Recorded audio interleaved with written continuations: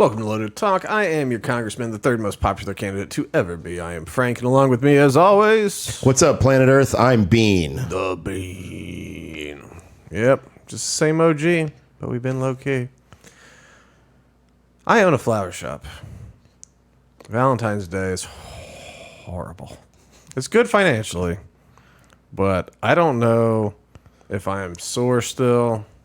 Because Valentine's Day is not a one-day thing in a flower shop. We started preparing the Monday in the week prior, and then you don't get weekends and all that kind of stuff. So, it's solid, just 12 days in a row of just like very long days. And then the kid and the wife get the flu at some point during this process. And so I'm like, I don't have time for that. I'm not going to get the flu. And I don't think I did. But I think I got some sort of small virus or something. I can't tell. All I know is that my body aches. And then yesterday was going to be my first day to just do nothing. Well, the cat's got a fancy toilet. It's a cat genie. And it works great most of the time. But every year and a half or so, you have to take the whole thing apart and clean it because it can't drain. And that was last night. Yesterday afternoon, I should say. Into the night. Perfect. Yeah. Yeah, no, it's good. You take it apart, and everything's like gunked up with cat mess from a long time.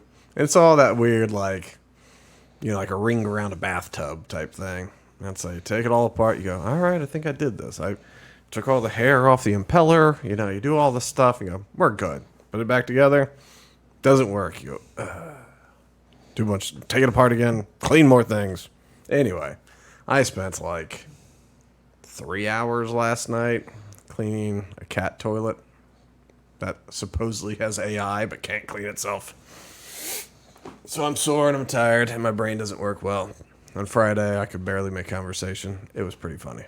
I managed, but all that to say is this is going to be a show. It's going to be good. It's going to be fine. The other side effect is that during this previous 2-week period is I'm less connected to the news because I don't have time to. So some of this is kind of old. Some of it's kind of new. I don't know. I don't even know what I'm talking about today, Charlie. But there's a fella who does know what he's talking about. Here, I'm gonna... There we go. Ooh, I did that. Oh, wow. All right, so what we've talked about in the past is the pipe bomb for J6, right? And so during January 6th, in the morning, a pipe bomb was found at the DNC headquarters. And then later it was revealed that Kamala Harris was there. And the pipe bomb... did you already switch to... Not yet. Go ahead and switch to it. I can talk. So that's where the pipe bomb was found. So like not hidden. It's by these benches. I think it was just like right in the mulch right there. Okay. And like that's the front door kind of over there. This is 2 different camera shots split to be as equal as they can be, but like that little gap there, that's the front door, right? So it was out in the open by the front entrance. And so then it came out that the person that found the pipe bomb was an off-duty officer. And then in that little driveway there were cops and Secret Service. And he went over to tell them about it, and they seemed not very concerned. They finished their sandwiches. They took a long time. And then they go, all right, let's see about it. And then to defuse the bomb, before that happened, they cocked the security camera 90 degrees. So for whatever reason, during that time of defusing the bomb and whatever else was going on, they were not videoed, which is odd. It's convenient. And you would think that, like, especially in the day of like body cam footage and all that kind of stuff, like, yeah, maybe you go and you pull the DVR unit afterwards or something. But yeah, maybe you do want a video record of defusing this bomb. Yeah, I mean, just if it was normal day, pipe bomb at the DNC, I guess one might say, well, you don't want to give up secrets on how we handle these bomb situations. I'm guessing the way you handle them is people in big suits come in and they put like a dome over it, like in the movies, and they make it go boom, or whatever. Send a robot in too. Yeah, there's the robots. You got the robots, and they're all in the movies. And sometimes the law enforcement shows it off when they get their new toys. But for whatever reason, they're like, nope. And so, all right. And so that was a big question. You're like, wait a second. Kamala Harris was there, escorted by the Secret Service into the building after the pipe bomb was there. And they didn't find it? Did they not screen the building? Like, how'd they not find it? Well, so old Sassy with Massey, Thomas Massey, posted this. It's a video of the day. And you know what that is? Chuckles? That's a bomb-sniffing canine. So on January 6th, a bomb-sniffing canine was marching around the DNC headquarters. Let him go. I don't know why we got still frame. I wish we could see the whole thing. Maybe this is just the angle that camera had at that point. And now it has this other angle. But like, look at how that bomb-sniffing dog is walking all around. He's not far. Yeah, we can't see if he already sniffed that area. Yeah, let's see. How much time? 2 more seconds. All right, whatever. But, look, they're walking that way. So they get off camera. And look, see how he came? Look, this is it looping again. Yeah. But, like, he came in as if he was from that side where the bomb was. Supposedly. Where the bomb was, supposedly. You can get me off of this. So now it is. On January 6th, there was a pipe bomb planted that an off-duty cop found that he reported to the Secret Service, who didn't seem concerned, who had already walked the premises with a bomb-sniffing dog. And I don't know. Like, and there's a possibility there's one of the RNC too. There's a possibility some butthole just made a couple pipe bomb looking devices and put them in both places. But why haven't they said that? Right. Why didn't say, hey, no prints on it. There's no explosives within it. It looked like a device, but there's nothing to it. There's just nothing to it. It was a prank. Some jerk did it. You go, oh, okay. I mean, if that's the explanation, then you go, I can see it. I mean, that many people coming in town for like a stop the steal, and then people coming in for the an F Trump, and so a lot of people are in there.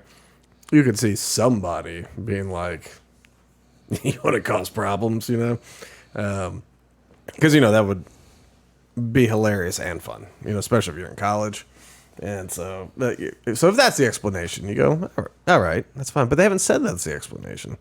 It's still the case that it was a real pipe bomb by the vice president, and also that no one cared.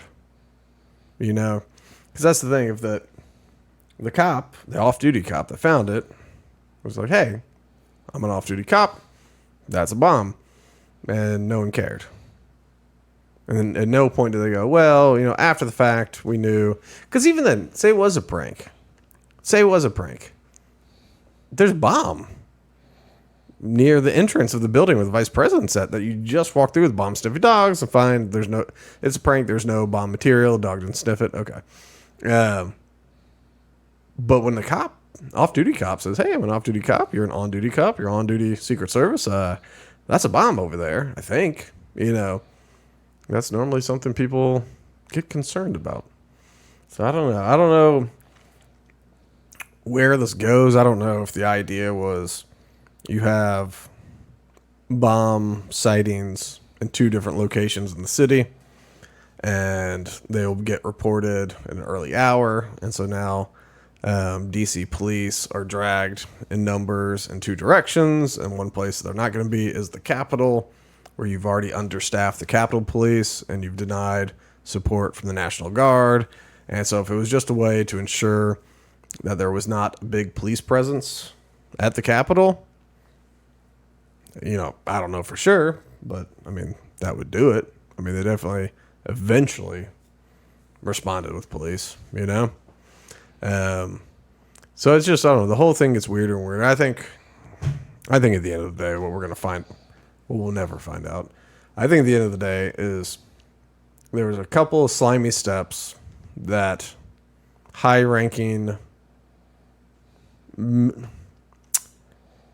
members of the staff of high-ranking Democrats, I think, put a couple things in motion in order to maximize the probability that Trump supporters would get violent and that they could use that as a political cudgel for a long time. I think that was the plan going in. I think most people knew it. Now that I've seen the footage of the Capitol Police, shooting rubber bullets and smoke bombs into a crowd that had not yet gone past the barricade, at that point it's just, I don't know if that is just incompetence because you're a bunch of mall security guards with GEDs, or if it's like, or if there was a command made from the chick who was in charge, who now gets paid more money at Berkeley University. So, it's either betting on incompetence or, trying to push it. But I think all the pearl clutching and hand wringing by the Democrats has been totally disingenuous. And I think that definitely a degree of this was by design. I think they definitely wanted Trump people to do what they did. And I think they did make moves to make that happen, including feds in the crowd, like Ray Epps, who, I forget what he got convicted of. They're like, he got convicted finally of something. It's like of nothing. He got convicted of basically nothing.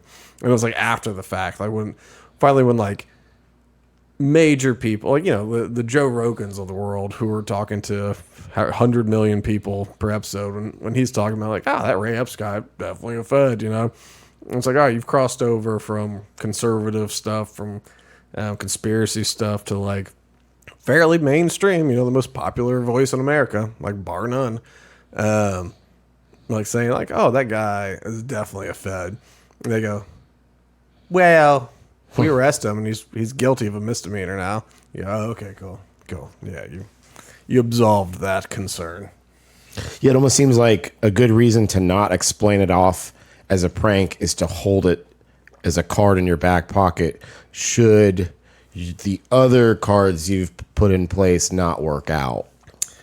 Yeah, and it just, I don't know, it just makes it harder to believe. The fact that they've never tried to explain it as a prank makes it harder to believe that it wasn't part of their thing. It's possible that it was just, well, no, it's not. You can say, well, sometimes things pop up that are not by design, but then the powerful take advantage of it to gain more power. Okay. Like COVID, they were definitely doing gain of function research. I think it getting out of the lab was incompetence more than it was a planned attack. I think it's just far more likely. I think because, the reports of these labs are that they would kind of cut corners on safety. And it kind of makes sense when you're in, China where workers are borderline slaves and all that kind of stuff, that maybe they don't have the same standards and all that. So, that I think was an accident that, certain people knew the research was going on, but that was an accident, but they were ready to take advantage of it. The World Economic Forum, they had talked about how to react in the face of a global pandemic before this, and, which does make it suspicious. And so whether that was leaked by them, I think it wasn't, but I think they had the playbook already. It was like 9/11. I don't think our government knew it was coming. Maybe I'm wrong. Maybe I'm naive. I don't think they knew it was coming. But the Patriot Act was sitting there written already. And so they were just like, we've been waiting for an opportunity. And so I think that's easier to explain than like a vast conspiracy among people that actually keep things quiet, But with this, you go, all right, so maybe it was a prank and they just took advantage of it. But they didn't take advantage of it, because that's the thing. They could have, They went after the first black female vice president. They tried to assassinate her before her first day in office. I mean, that's great. The papers would write about it. The talking shows. I mean, it would be weeks of coverage. Weeks of coverage. And Kamala Harris's approval ratings, which are like 12, people like her less than Biden and Trump, which is amazing. But that would have done wonders for her numbers. And she could have instead coming out and being like, I like trains. Instead of like that being her position, she could be like perpetual survivor Harris, She's like, it's not just like, oh, I used to lock up people for marijuana buses. Instead, she was like, I'm a strong woman. I've overcome for this country. My love, this country I serve. Based on that love, they tried to take my life before my first day. And that would sell, I nearly died. I nearly died before I even had a chance to serve the American people. But I'm here for you today. It sells. But I don't know. But they didn't make hay. So then you go, that's actually weirder. Right. And it's harder to believe that it's just a prank because they didn't take advantage of it. It seems more like a play that, like you said, it was just something to keep in your back pocket in case you need to use it. And at some point you go, maybe we need to sit on it. It might be a little too heavy-handed if we let this thing out. So you just shut up about it. Excuse me. So that's just a little update since we covered it previously. Another thing that has occurred. This was before Valentine's Day, so it's a bit of old news. But people that they were trying to decide whether to move forward with prosecution against Biden for the classified documents thing. So, Trump, of course, classified documents, he's evil. They go, well, Biden had all these classified documents. Is he evil too? And so let's figure out whether we need to prosecute him.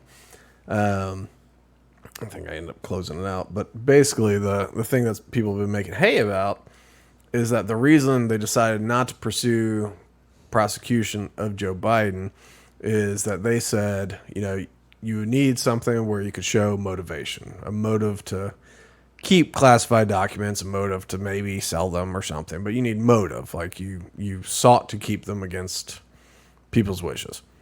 And he said that based on, or the prosecution, it's Robert Hur, who is whatever, something involved in this. He's the deciding factor. It's his report. But he said basically that during the interview of Joe Biden that he had such a hard time remembering dates. He couldn't remember when his son died. He couldn't remember when he was vice president. He couldn't remember lots of things. And he said that, in front of a jury, you would expect that they'd probably just try to paint him as a well-meaning old man with a very bad memory. Now, granted, he said that he thinks that, or the defense would, his defense would be that the lawyers would try to paint him as such. But people have been making hay about that because it's just like, hold on a second. So you don't get prosecuted for this federal crime because you're a well-meaning old man with a horrible memory? It's like, well, you're also president and commander-in-chief with the nuke codes. Like, should you be that now?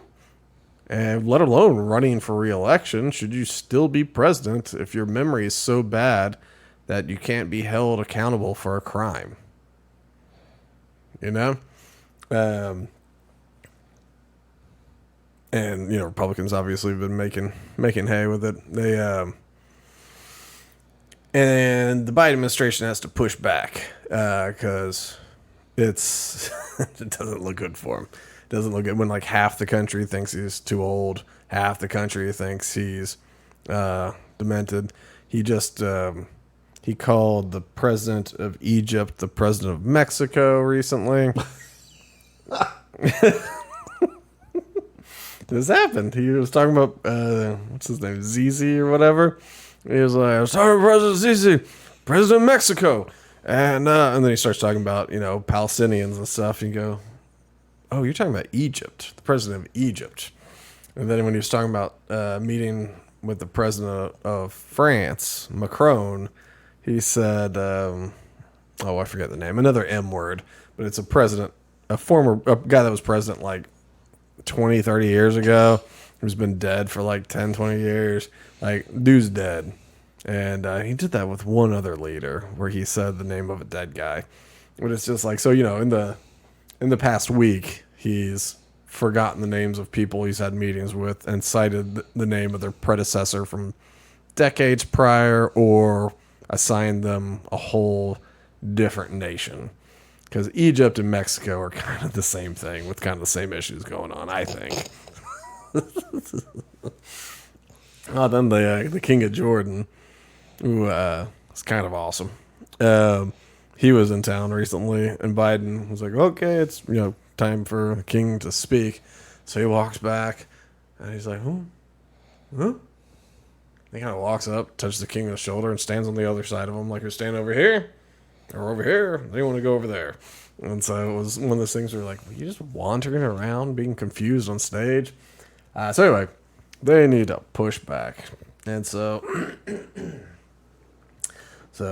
he lashed out at Robert Hur after a particular line in the special counsel's report on his handling of classified documents that Biden did not remember, even within several years, when his son Beau died. Which makes sense because he keeps lying about how Beau died. He keeps telling people, oh, he died overseas. It's like, he did not die. Like, no, he didn't die in battle. He had like cancer or something. Like, it sucks that he died. It's still sad, but you can't just like keep inventing ways your son died. Like, that didn't happen. Especially when you're trying to comfort parents of, it's like, hey, your son died in battle? Mine too. It's like, that didn't happen, dog. It's like, I don't know. Just don't make it about you. Like, stop trying to make it about you. So Biden says, how the hell did he raise that? And I say, frankly, when I was asked the question, I thought to myself, it wasn't any of their damn business. That's my Biden. Pretty good. Thank you. But Hur never asked that question, according to two people familiar with Hur's 5-hour interview. I hope this video comes out. Wow. Yeah. Remember the Monica Lewinsky thing? Yeah. And then eventually the video came out, and Bill Clinton's like, well, maybe it was audio. But, well, that depends on what the definition of is. And people are like, what the heck? That's lying ball. He was lying. Look at that. And so, but imagine like doddering old Joe Biden for 5 hours being asked questions. Like, I don't.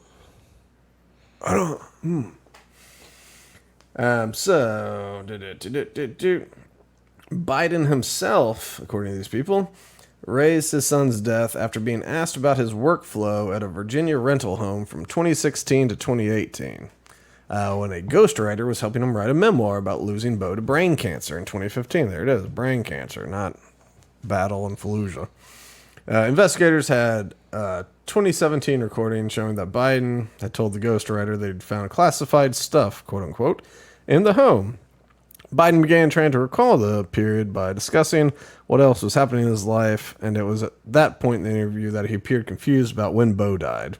Sources said Biden got the date May 30th correct, but not the year. Yeah, day before my birthday. The report absolved Biden of wrongdoing, blah, blah, blah, blah, blah, blah, blah.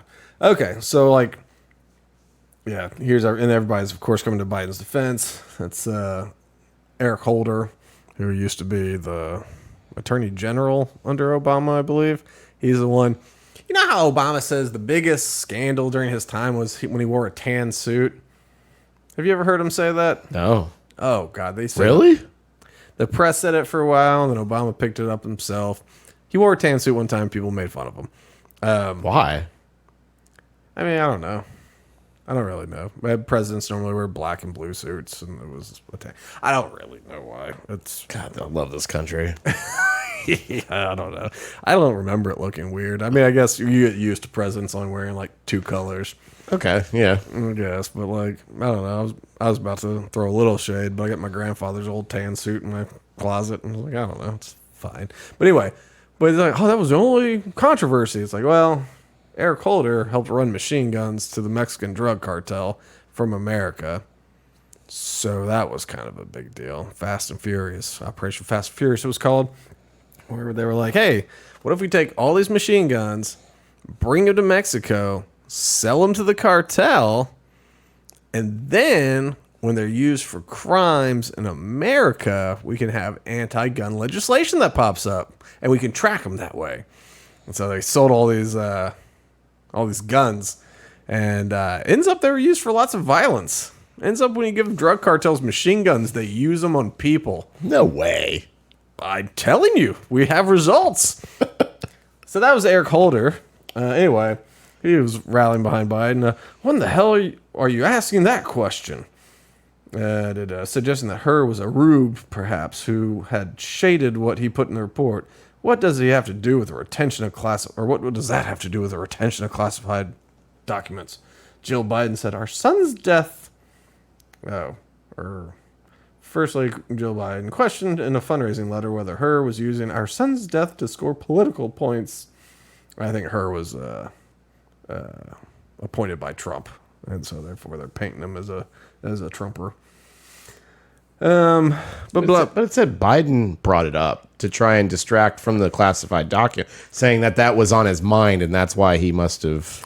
Well, Biden's coming out being like, because all these things, when you have the headlines come out where it's like, yeah, I'm done, where it's like, Biden's not being convicted or not being prosecuted because he's elderly and his memory's so bad that like he's a kindly old man with a bad memory.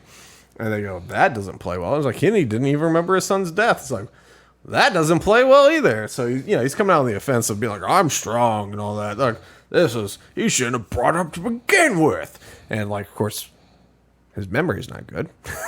So, like, two people are involved, which probably means, like, the stenographer and someone. Because, have you ever done a deposition? I mean, this is an interview. It's not a deposition. But there's, you got your lawyer, you got their lawyer, you got a stenographer, and then maybe somebody else plus you. And so, like, I mean, there could be like, you're doing sound, you're obviously recording for sound, maybe video too. So odds are you have someone maybe working the camera, because like in like low pain, like things that we would afford. They might just like hit record on something or put a camera up, hit play, and that'll be fine. But you're interviewing the president on a federal level. Like maybe you have an audio engineer or a camera, or at least an intern running the camera. There's multiple means of recording going on.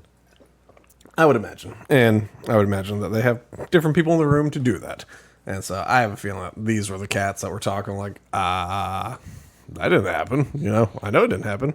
I wrote it down, But this whole thing is just like flex strong, and it's just not working for him. And I mean, half the country, I think it was 46% of registered Democrats think that Joe Biden is going to be the nominee.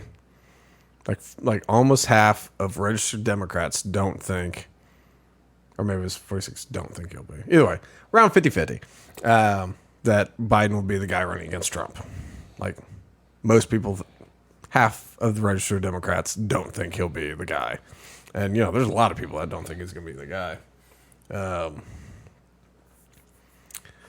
Let's see. Let me see where I want to go next. Well, I guess on presidential investigations, we'll hop over here next.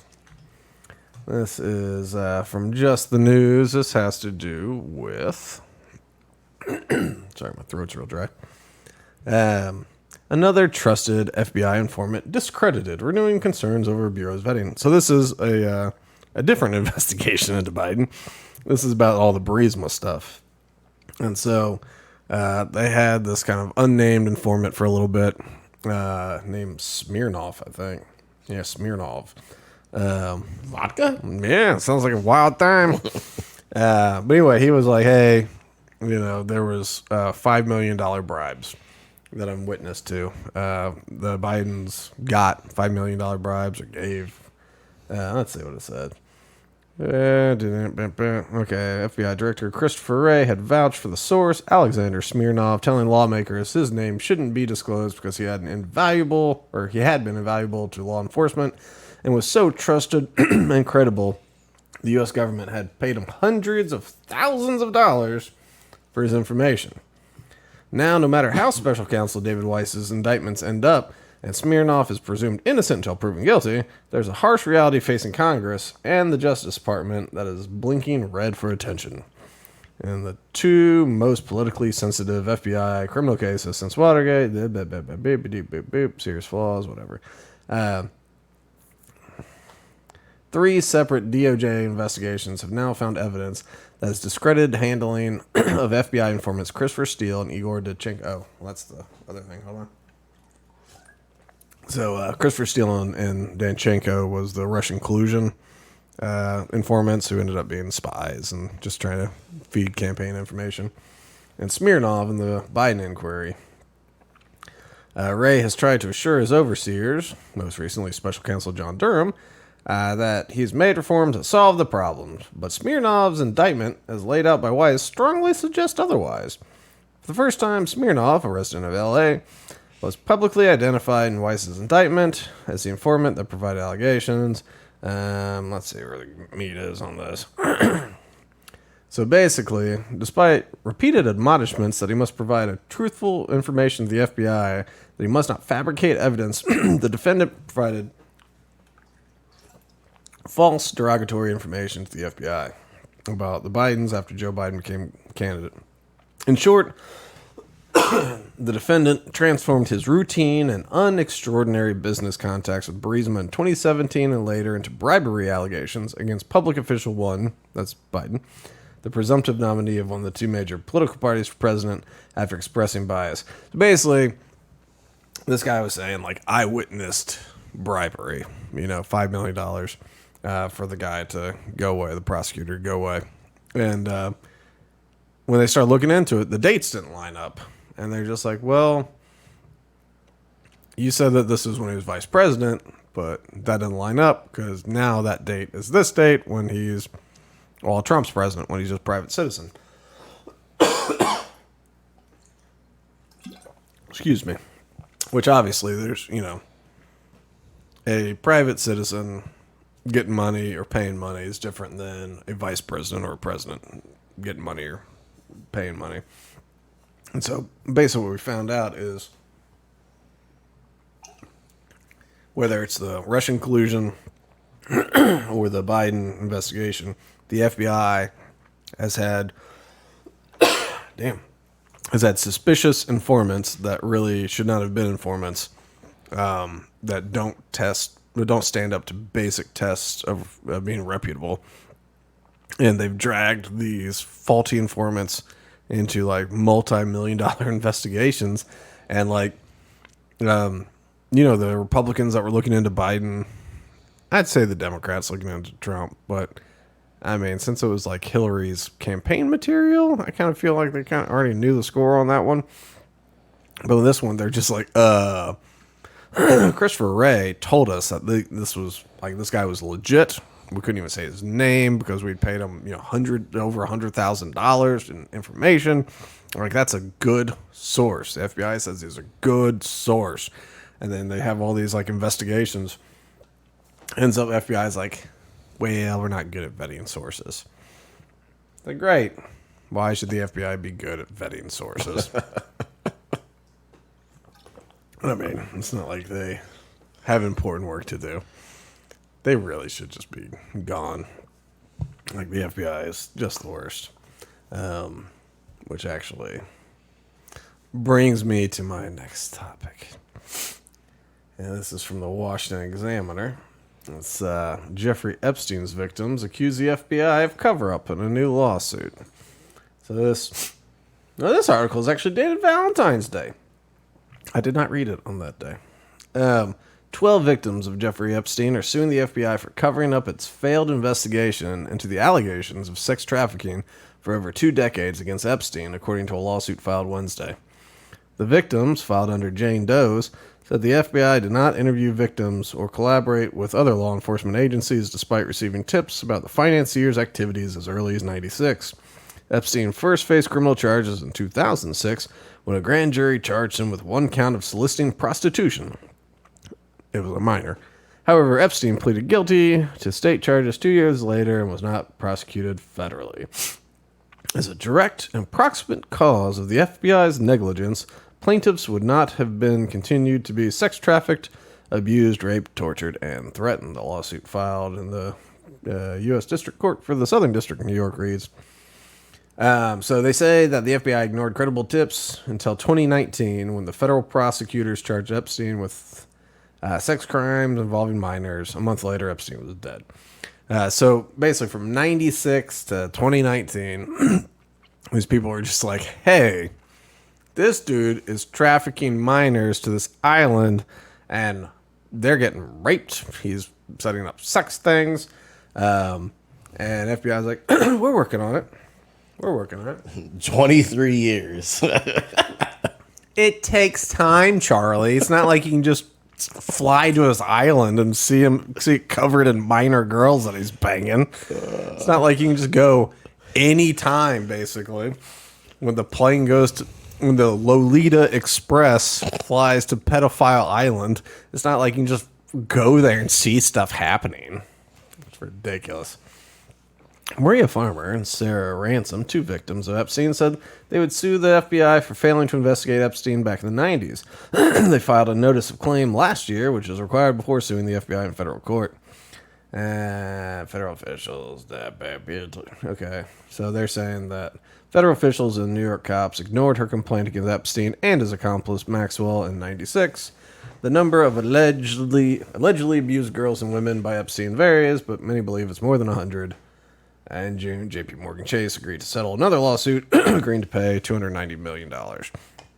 That was for them saying, like, after he was charged as a pedo, you kept having him, kept allowing him to invest through you. And he made a lot of money.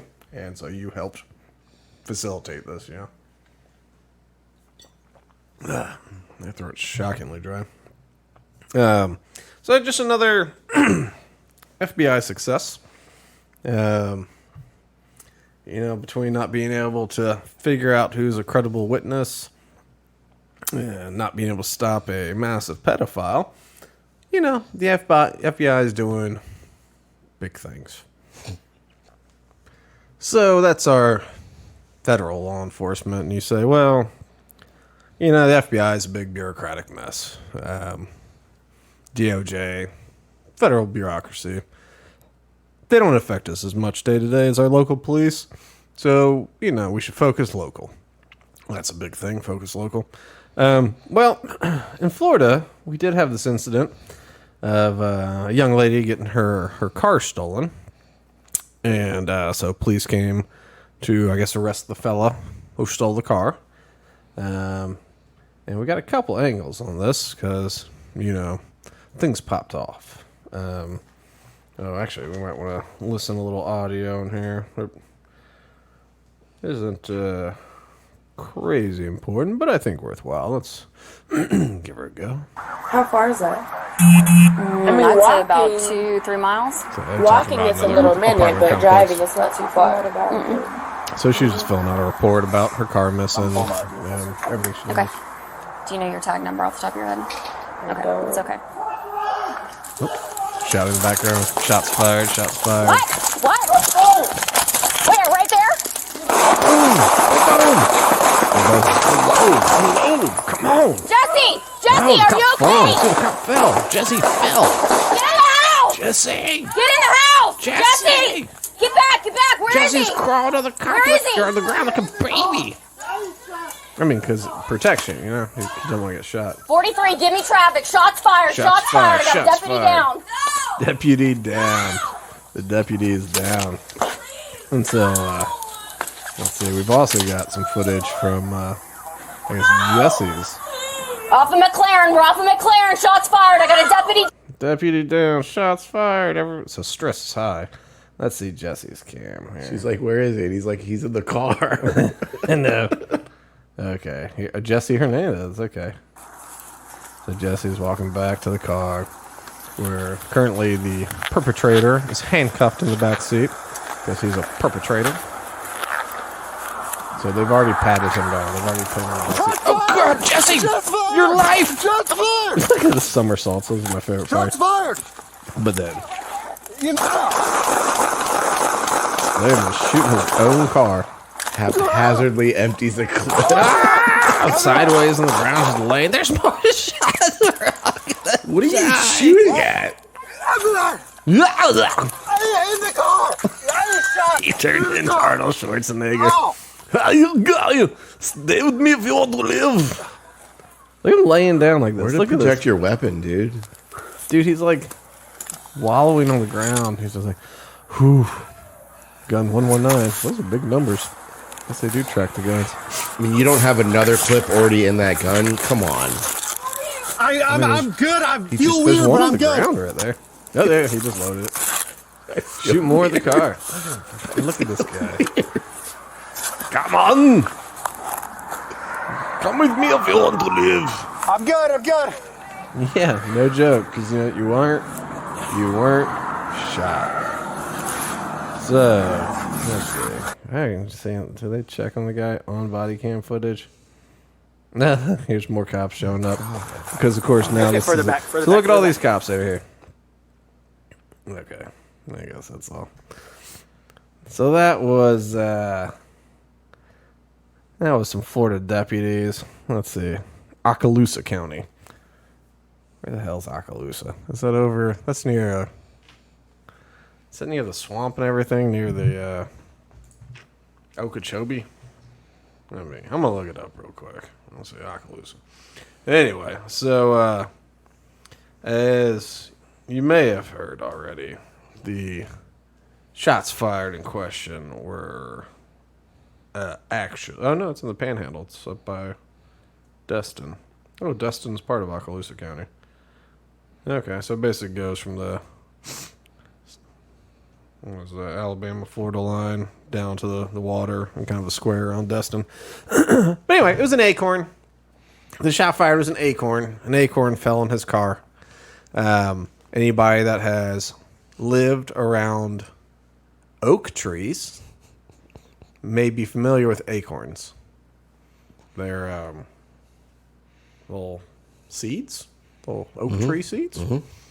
And in Florida, you learn that that monkeys like to eat acorns. So you remember our junkie monkey that was on the loose? Oh, yes, yes. Cornelius? Yes. So he'd show up long enough to get shot with tranq darts and then he'd go disappear and go get stoned, But Cornelius ended up in my uncle's house. And my uncle had put all these wildlife cameras out, So he had pulled one down and he was checking the footage to see if he got anything. And all of a sudden he heard this commotion. He looked up and out of his kitchen sliding glass door, he had this little kind of I don't know, fencing type. It was like a mid-century kind of. Anyway, but he looks, and there's this massive monkey sitting up on the little thingy, the divider, peeling an acorn and eating it. Just peeling. They would peel all the things off, eat the acorn, and then he took off. He jumped like a movie, And the tree he landed on just went, and then he jumped to the next one. But big ball of muscle. This thing could definitely eat a human. But yeah, so acorns, food for monkeys. Food for squirrels. They fall from trees sometimes. Did you know that the network of fungus under the soil helps trees communicate with one another about where to drop their acorns? Huh. Yeah, so mushrooms that pop up, I forget all the terms, but the mycelium maybe is the under the ground stuff. Yeah. And so there's a whole network. You're in apparently, if you're in the woods, you're basically walking on a whole just network of mushrooms, and they just don't always fruit at the top. But they can communicate things like soil rot or things like that. And so maybe a tree sensing the soil rot, because somehow it communicates, will drop more acorns over here than over here, because it goes, all right, well, more likelihood of them growing over this direction. But anyway, they drop from the trees is what they do when monkeys don't eat them. And when they land on a car, it makes this sound of, well, I could describe it as the sound of an acorn hitting a car. I would describe it that way, for it is such a common sound that most people hearing this term acorn hitting a car go, oh yeah, I know that sound. It sounds like an acorn hitting a car. So this fella, I guess he stole a car. So, poo-poo on him. That girl wanted to get it back. She was unhappy about missing her car. Makes sense. Fair enough. Yeah. She said, early in it, because they talked to her for a while, she said, she doesn't even care that much about pressing charges. She just wants her car back. That's nice. Yeah, I mean, she's pressing charges. Like, she was fine, but, like, really, she just wants her car back. She just needs her car, And, but yeah, so he took that, and then he peacefully was arrested, put in the back of the car, and then shot up like Swiss cheese because an oak tree in February dropped an acorn. That broke the sound barrier? No. It just landed on a car. Just, but... Startling. It is startling. That's true. I never thought about it that way. It can be startling. So startling that you have to unload multiple magazines of bullets into your own vehicle for the man that you just patted down, handcuffed, and put into your cruiser. Are the windows in a police cruiser bulletproof? I would think they would be. I mean, to some extent, most likely. At least...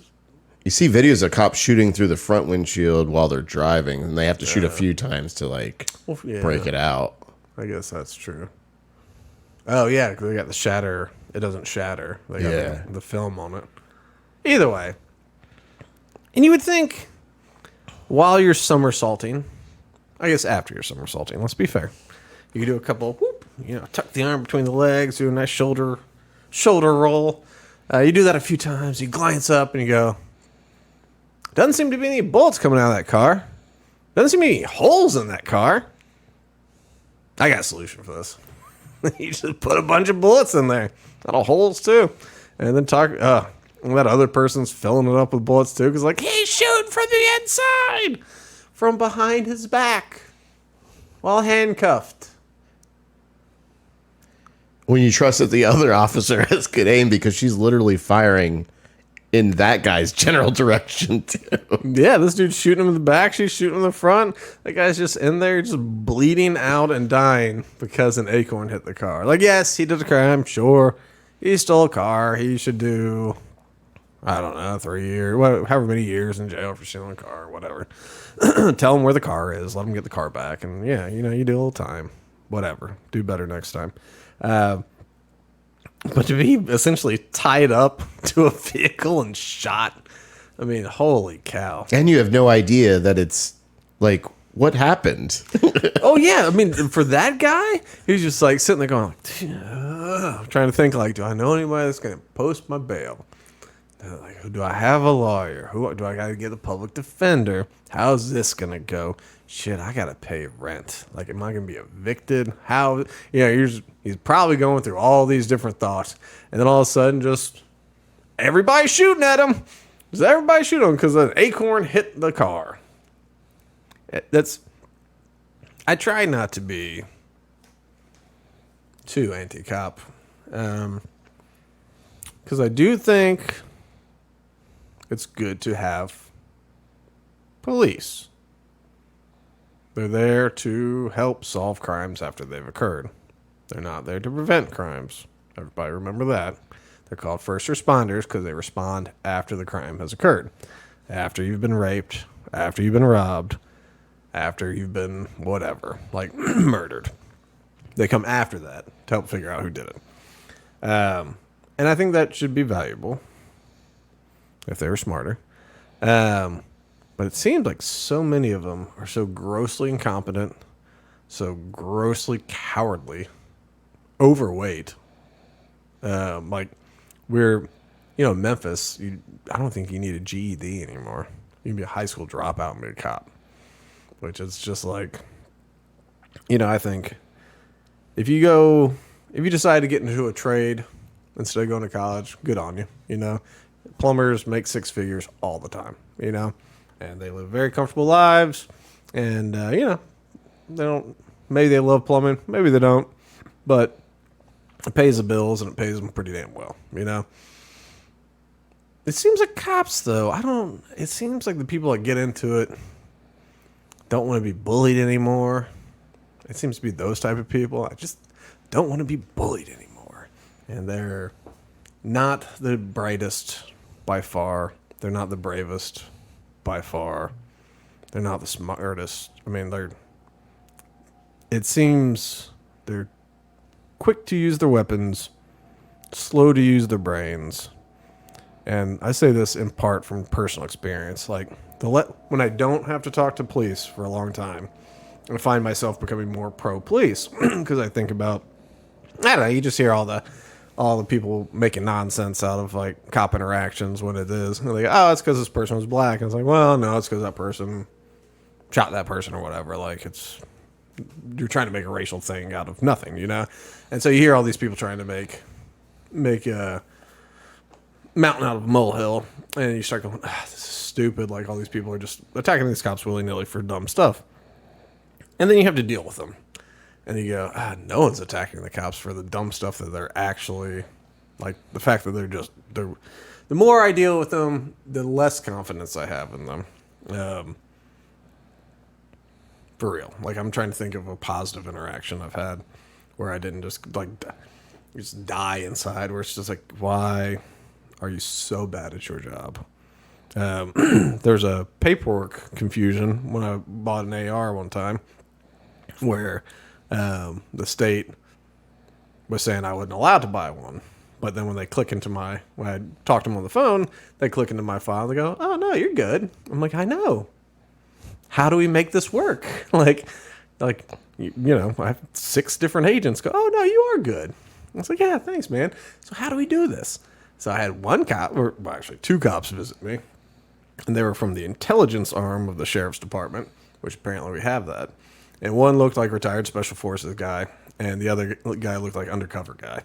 He looked like he was going to go out and, I don't know, buy or sell crack or something to bust people.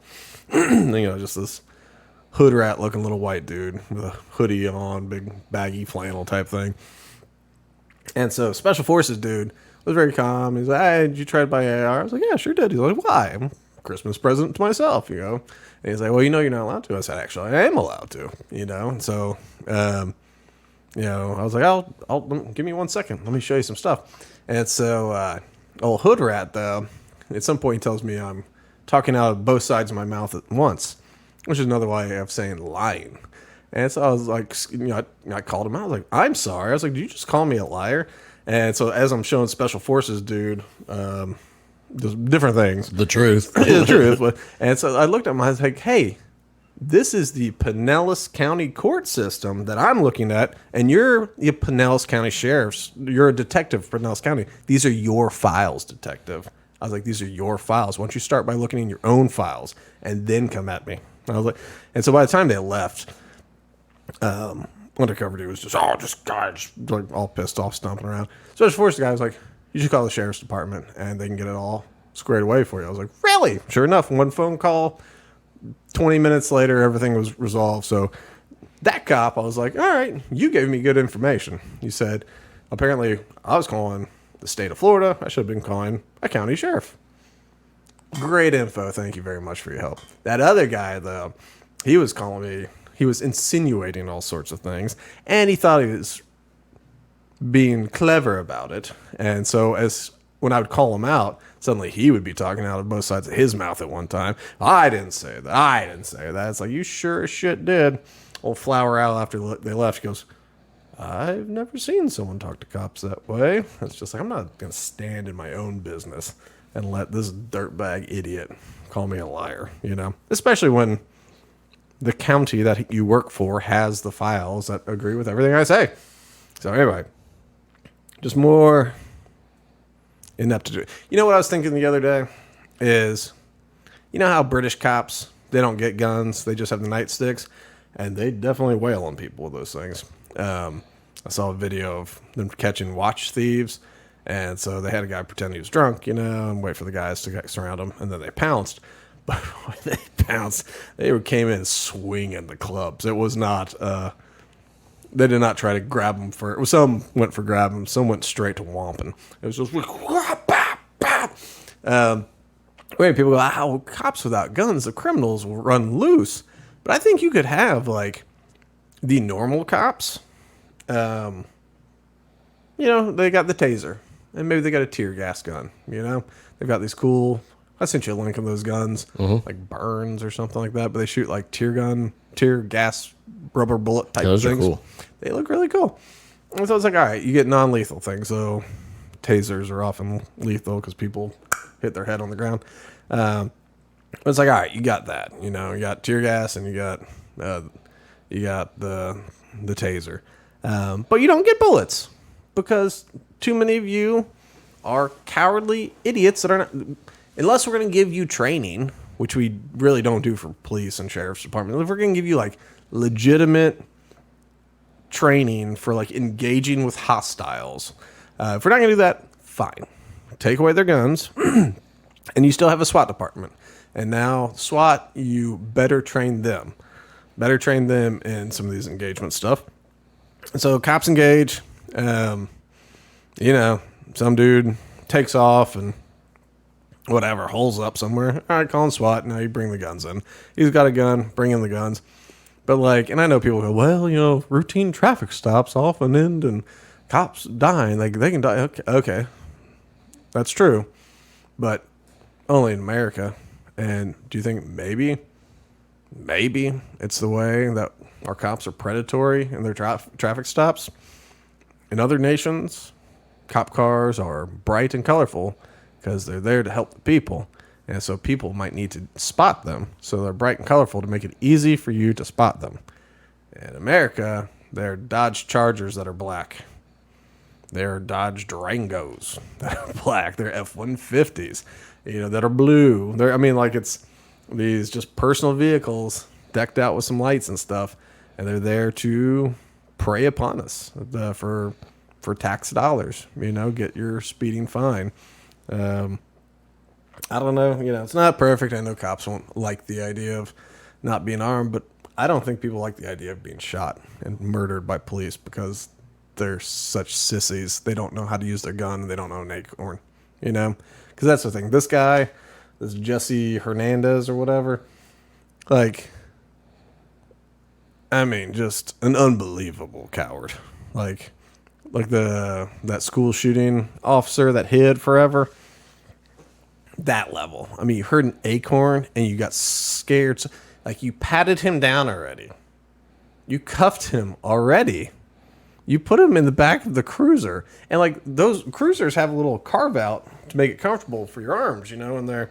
And so he's trapped. His hands are trapped. Like, did he keister a gun in his butthole? Seriously, where did it come from? You patted him down already. Like, did you or did you not? Like, what are you talking about? Shots fired from inside your own police cruiser.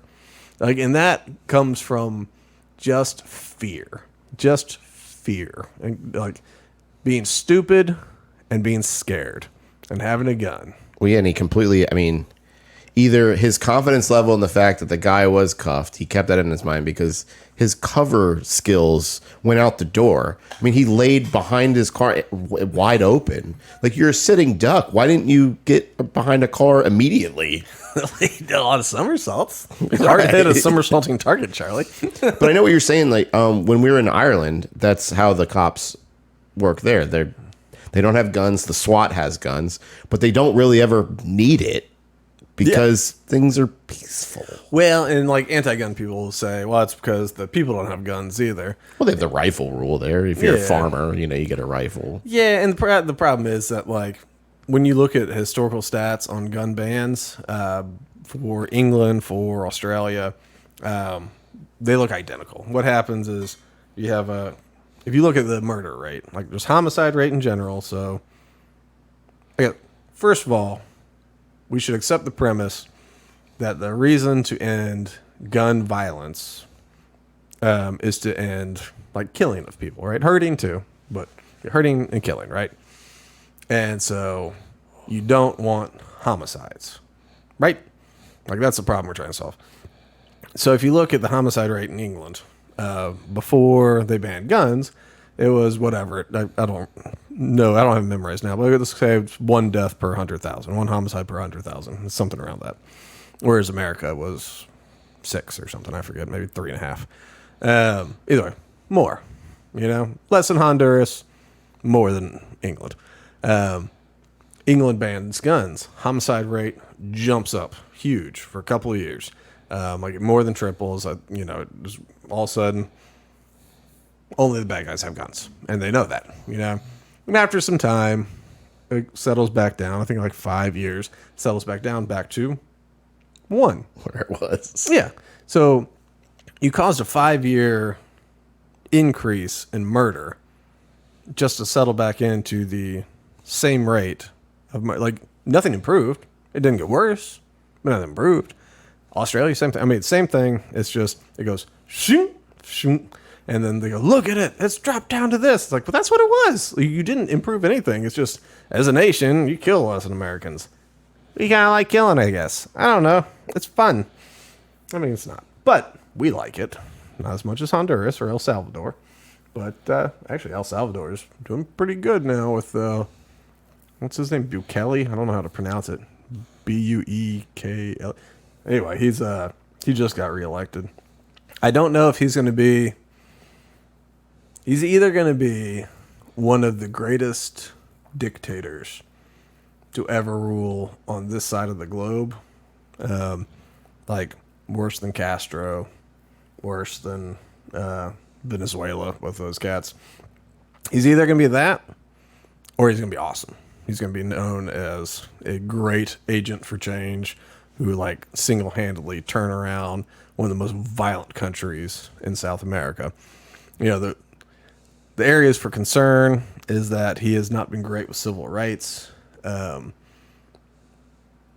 it's so when you have a country, a small country, where like criminals have run it, with an iron fist, it's just murder, rape, carnage. We do what we want. Government, kiss my ass, And so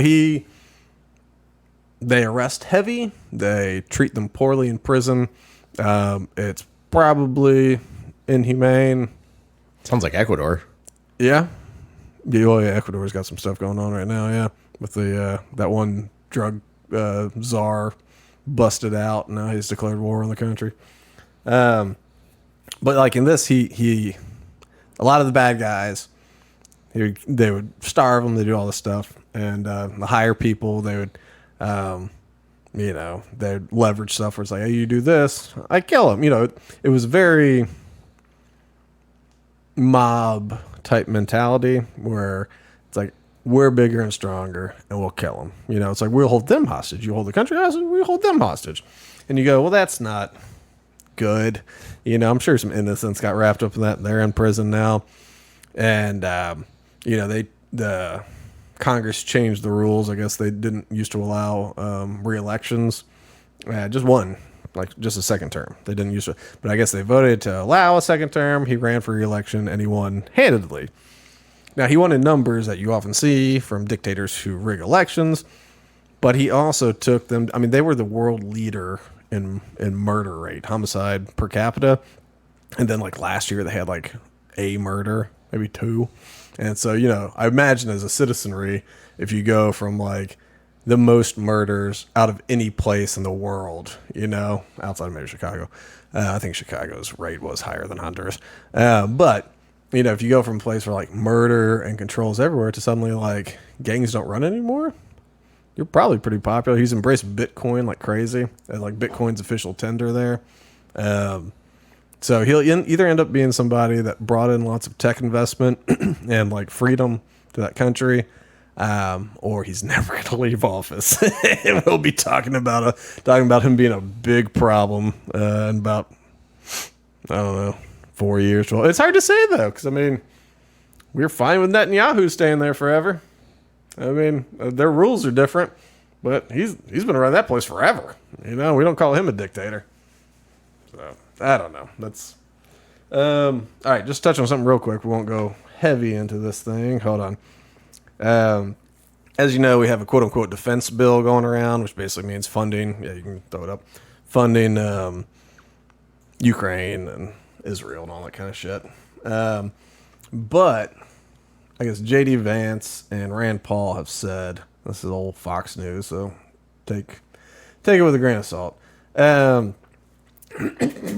So this defense bill would send billions of dollars to Ukraine, share the delivery of funding through September 2025. Trump, however, has vowed to end the war in Ukraine within 24 hours of gaining office, which would also end funding.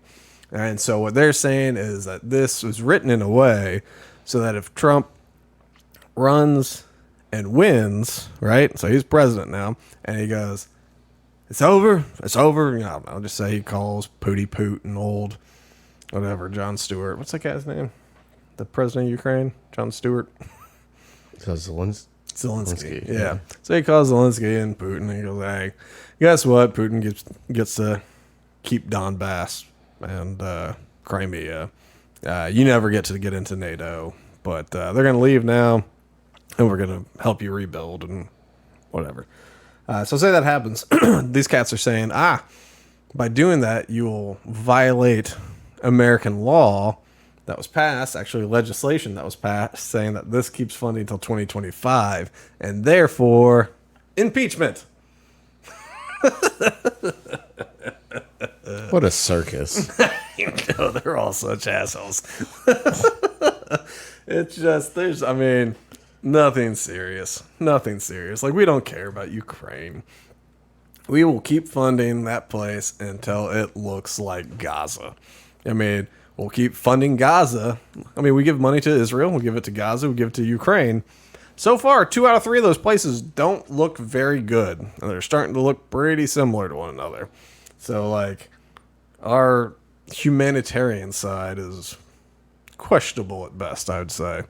But we've always known we don't care about Ukraine. It's all about trying to weaken Russia. But I just don't know if we are weakening Russia when we're weakening ourselves simultaneously by spending this many billions of dollars. You know? Like, we sent too much ammo, like artillery, where it's like, oh, good, we'll take a decade to make that much artillery. Our stocks are, like, impossibly low. It's great.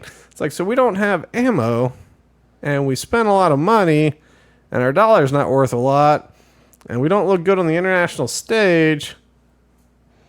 Take that, Russia. All right, man. Well, I think that's gonna wrap us. I'm gonna go bowling. Nice. Yeah, I guess. I'm tired. I might fall asleep bowling. All right. Well, until next week, Charlie. What you got? We'll just activate the Jewish space laser. Lihut.